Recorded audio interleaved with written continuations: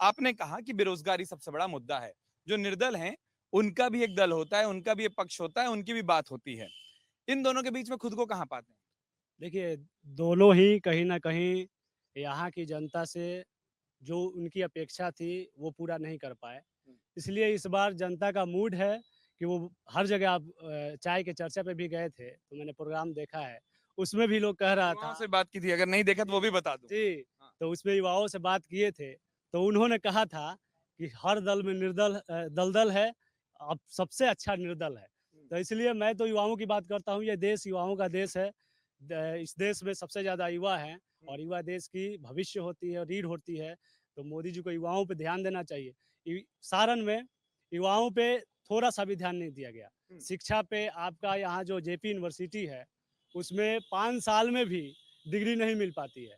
5 साल में registration fail कर जाता है ग्रेजुएशन का और 5वें साल में जो लोग एग्ज़ाम देते हैं, वो अगर थोड़ा-सा भी उसको क्रस लग गया, तो उसका रजिस्ट्रेशन फेल गया, फिर 5 साल उसको लेना पड़ता है। तो 10 साल में जो ग्रेजुएशन करेगा, उसका एज लैप्स हो जाता है।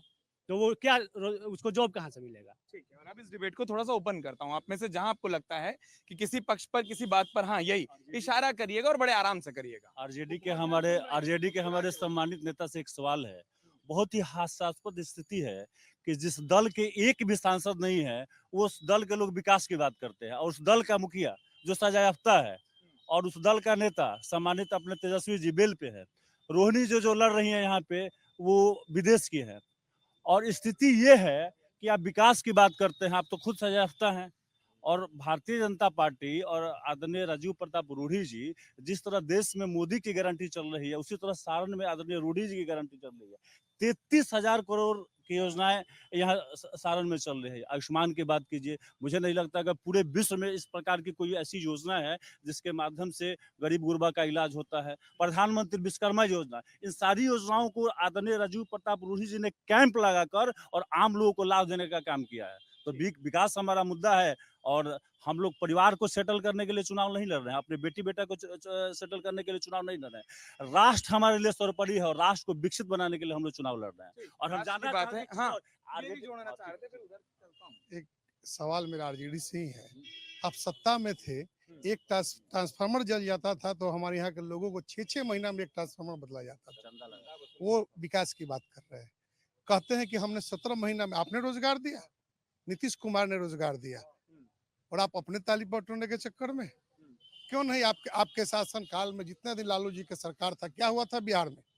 लोग तो भूले नहीं हैं और ऐसे लोगों के मुंह से शिक्षा जिसका नेता ही 9वीं पास हो वो शिक्षा की बात करता है।